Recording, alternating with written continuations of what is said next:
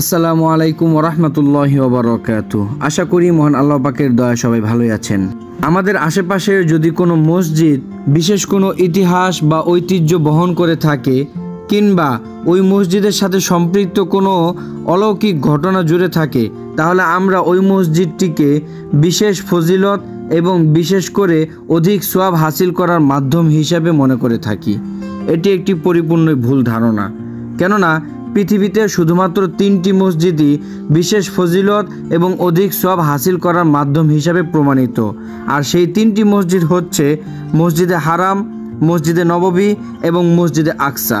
এই 3টি মসজিদ ব্যতীত অন্য কোনো মসজিদকে বিশেষ ফজিলত এবং অধিক সওয়াব হাসিল করার মাধ্যম হিসাবে গ্রহণ করা যাবে না। আল্লাহ পাক রব্বুল আলামিন আমাদেরকে সঠিক বুঝদান করুন।